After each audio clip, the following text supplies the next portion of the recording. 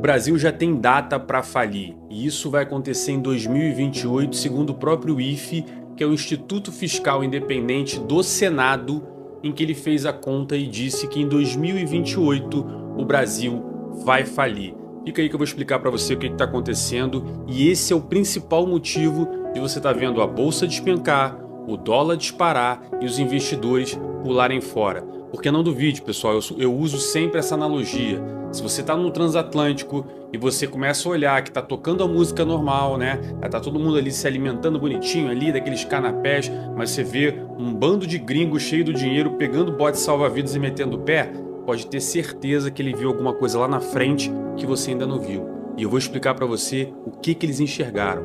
Vamos lá. Primeiro, recapitulando, né? Um governo, assim como você, ele tem uma relação de o que ele arrecada, a receita dele ou o salário, e o que ele gasta, né? Então, assim como você, o governo sabe quanto ele ganha. E quanto o governo ganha? É basicamente a arrecadação dos impostos.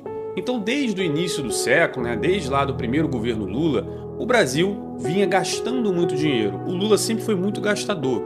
A questão é, na primeira década desse século, né, de 2000 a 2010, 2015, por ali, a China cresceu muito.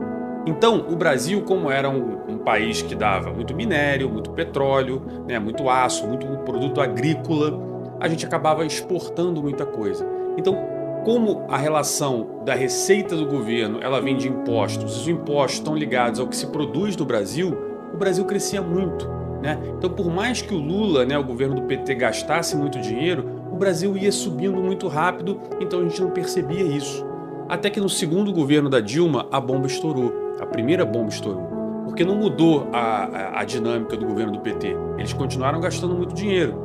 Só que começou a fazer o seguinte, bom, se o Brasil não está crescendo mais e a nossa despesa continua crescendo, vamos aumentar os impostos. Então, desde o governo da Dilma ali, a resolução era, se a gente está gastando mais do que arrecada, vamos aumentar os impostos. E a gente veio aumentando, aumentando. O Brasil passou de 1/5 dos infernos, né? Que 1/5 é o quê? 20%. E era por isso que a gente era conhecido no Brasil como o quinto dos infernos. Porque lá na época da coroa, a gente pagava 20% de tudo que a gente produzia lá para Portugal. Pois bem, a gente saiu de 1/5 dos infernos para hoje quase 2/5 dos infernos. O Brasil arrecada quase 40%, 30 e alto por cento de impostos da população. Ou seja, a gente paga muito imposto. E dessa vez, esse último governo do PT, os caras entraram para repetir o modelo que deu errado com a Dilma. Pessoal, vamos gastar dinheiro, vamos torrar. Mas aí, para não dar problema, vamos cobrar mais imposto. E aí vem o Haddad tentando fazer o quê? Aumenta imposto, aumenta tributo, taxa, não sei o quê. Só que ele não tem mais espaço. Porque o Brasil já passou de um limite em que cobrar mais impostos, primeiro, ele quebra as empresas. A gente está vendo isso com a desoneração, por exemplo. Pô, se você voltar com a desoneração, possivelmente muita gente vai perder o emprego, muita empresa vai fechar. Os caras fizeram negócio do PIS e o COFINS. Se fizer isso, muita empresa exportadora vai quebrar, né? Cobrar mais imposto, não tem mais espaço. Então, por mais que o governo está tentando subir, já bateu no teto. Não tem mais como subir as receitas, tá? Ele pode gritar, espernear, mas aumentar os impostos não faz a gente arrecadar mais. Então a gente bateu no teto, literalmente, tá? Então, beleza. Se a gente já sabe qual é o nosso limite de arrecadação, como está a nossa despesa? Aqui está o grande problema. Pelo seguinte, assim como você na sua casa, o governo também tem dois tipos básicos de despesa. Despesa fixa e despesa variável. O que é despesa fixa? Porra, o teu aluguel, condomínio do teu prédio, não é isso? A conta de luz, a conta de água, o mercado. São coisas assim que você não pode falar, não, esse mês eu não vou pagar o aluguel. Ou então, eu vou deixar de gastar dinheiro com comida esse mês. Então, custos fixos são aqueles que, não importa o que aconteça, você vai ter que gastar. Agora, ir no cinema, fazer uma viagem, comprar uma roupa nova, pagar até uma academia, né? Tudo isso são custos variáveis que você pode eventualmente cortar. A questão é o seguinte, o Brasil está subindo tanto o seu custo fixo, por quê? Quais são os principais custos fixos do Brasil? Primeiro, previdência. Aí você fala, porra, velho, mas aí é o aposentado, não vou mexer no dinheiro do aposentado. Claro, só que de 100% dos aposentados, 80% ganha aí 1.600 prata. Que é isso que você perguntar para um amigo teu aí quanto ele ganha de aposentadoria, né? Ele vai falar isso, 1.600. Só que tem 20% que são juízes, promotores, alguns militares, pensionistas, aqueles caras do alto escalão do servidor público. Esses caras não ganham R$1.600, né? Um pensionista hoje do Exército ganha 8 vezes mais do que isso. Você pega um juiz, tem juiz que ganha 40 mil, 50 mil, 60 mil. Tem juiz que ganha 100 vezes o que ganha um aposentado comum. Então percebe, o custo de aposentadoria você não pode baixar, você não pode virar e falar, não, esse ano a gente vai reduzir o salário dos aposentados, né? Então, o que acontece? Você não pode mexer nesse custo. Qual é o outro custo? Servidor, salário de servidor público e tal. Um servidor público hoje, ele ganha o dobro do que ganha a mesma função dele na iniciativa privada. Mas, porra, Viegas, os caras são... É legal, conquistei, se você tá aí reclamando, invejoso, faz um concurso e tal. Eu só estou dizendo que é isso que acontece. E chega ao ponto que o Brasil tem pouco servidor público. Você sabia que o Brasil tem pouco servidor público versus a média mundial? Pois é. Só que o custo do servidor público é um dos maiores do mundo. Então percebe, são pouca gente ganhando muito dinheiro. Então sim, tem pouco servidor público, mas eles custam muito caro, né? Então, se você tem muito servidor, muito aposentado e muito custo fixo, né? O que acontece? Esse custo não pode ser mexido, né? Ou seja, já abre o ano com tendo que gastar aquilo. E veja só, em 2028, esse custo fixo do Brasil, que é só para o Brasil operar, ele vai passar a nossa receita. Ou seja, só o que a gente arrecada não vai ser suficiente para pagar o que o Brasil precisa para rodar a máquina pública. Nesse momento, o que acontece? Tudo que você precisa, investimento em educação, né? Eu quero fazer uma ponte, eu preciso ajudar o Rio Grande do Sul, não sei o que, quero fazer uma nova bolsa de auxílio, quero fazer um auxílio para não sei aonde, quero fazer um subsídio fiscal. Nada disso vai poder ser feito. Tudo isso já vai ser feito além da arrecadação. E aí que tem um problema, porque quando você gasta mais do que arrecada, você na sua casa você sabe qual é a solução, não é isso?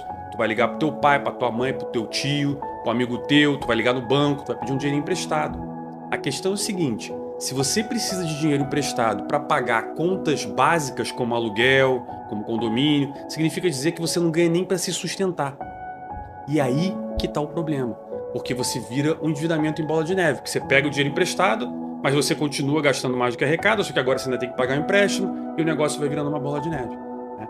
Só que o Estado tem duas formas de fazer isso. A primeira é igual a você. Então o Brasil vai lá e vai falar, beleza, eu estou gastando muito, mas vou pegar um dinheiro emprestado. Só que assim, todo mundo olhando que o Brasil gasta mais do que arrecada vai falar o seguinte, pô, eu não vou emprestar dinheiro para esse país aí que tá todo enrolado, né? Então, eu só empresto se ele me pagar uma taxa de juros lá em cima. Então, é o que vocês estão vendo agora.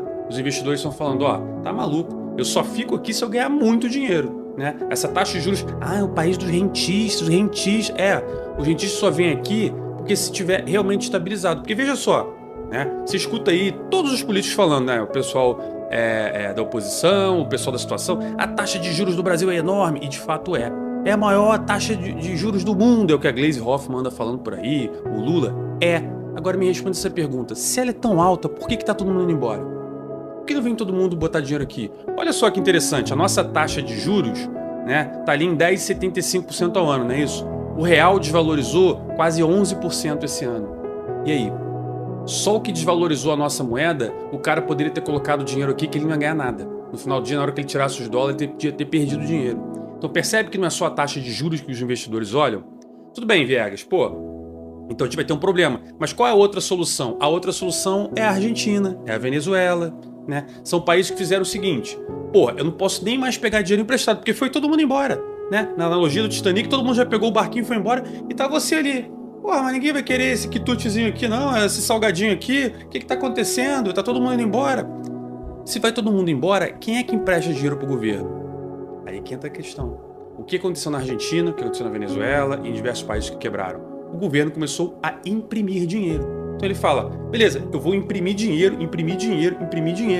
Só que o que acontece quando o governo imprime dinheiro para pagar as contas dele? É o que a gente chama de imposto inflacionário, ou famosa, né, mundialmente conhecida por você aí como inflação. Então você vai começar a ver a inflação ficar alta. É o que aconteceu na Argentina, não é isso? Não é o que aconteceu na Venezuela? O argentino está lá, 200% ao ano. Agora o Milei está tentando resolver. Como? Controlando as despesas. Mas vocês viram esse movimento lá, né? Então, as pessoas começam a perder noção. A gente teve esse movimento aqui. E qual é a questão? Se o dinheiro inflaciona, é pior para o pobre. Porque o cara que tem dinheiro, primeiro, meu dinheirinho já tá em dólar, Desde que o Lula ganhou, a galera, aí, bem fé, agora quero ver, Lula lá, faz o L. Eu falei, beleza, tô fazendo o L. Dinheiro fora, dolarizei a porra toda. O que tá no Brasil, indicador de dólar. Percebe? Percebe que quem tem grana se protege. Eu tenho esse apartamento, por exemplo. O apartamento, ele se protege da inflação, não é isso? Ah, esse apartamento vale 100 mil. Ah, a inflação foi 100%, então o apartamento vale 200. Agora e o cara que não tem apartamento? Ele precisava pagar 100 mil num, agora ele precisa pagar 200. Então percebe que a inflação ataca o pobre, né? E a inflação é o pior imposto e a pior coisa, é o que mais causa desigualdade social no país. É quando você tem os ricos se protegendo da inflação e o pobre sem conseguir se proteger. Isso é muito triste. E é isso que a gente está passando. E é por isso que está todo mundo indo embora, é por isso que a bolsa está caindo, que as pessoas estão falando, ó, esse país aí não é sério. E assim, mas o Lula tem como resolver? Tem. Qualquer pessoa pode resolver, porque não se trata de político. Dinheiro não aceita desaforo, aprende isso na sua vida. Dinheiro não aceita desaforo. Se você fizer alguma coisa mal com dinheiro, ele vai simplesmente virar e vai embora. E é isso que a gente está fazendo. Então se o Lula em algum momento falar, não, vamos lá então, tá, eu vou cortar a despesa, eu vou ajeitar os gastos, né? Eu vou investir no empreendedor, eu vou ajudar o Brasil a crescer com mais investimento, vou privatizar as empresas. Adianta você estar quebrado e ter uma empresa de petróleo que fala, a Petrobras é maravilhosa, beleza, mas a gente está quebrado no país. Não, o Banco do Brasil, estamos quebrados. Querendo fazer novas estatais aí de mandar satélite. Olha só, a gente não consegue pagar nossa conta e o Lula está falando de mandar satélite para competir com o Elon Musk. Olha o nível de capacidade que os nossos governantes têm. Como é que você acha que alguém que vai fazer um investimento aqui no Brasil? Você tem que pensar nisso. Para de pensar em político A, em político B. Não, mas o meu fez isso, mas o seu fez aquilo. A gente tem que começar a olhar e criticar os governos nas cagadas que eles fazem. E esse aqui tá fazendo muita, mas muita. Não à toa, vocês estão vendo acontecer o que eu falei, ó. Assim que ele ganhou. Volta aí, volta meus vídeos aí. Aproveita para curtir esse, mas volta lá nos meus primeiros vídeos do ano passado. Início do governo, todo mundo feliz da vida e eu lá falando, ó. Vai dar ruim essa porra. E aí? Eu sou um cara que, né, entendo pra caramba, eu sou um cara que, porra, brilhante, eu previ o futuro, ou eu reconheci o óbvio? Fica aí pra você pensar, beleza? Por favor.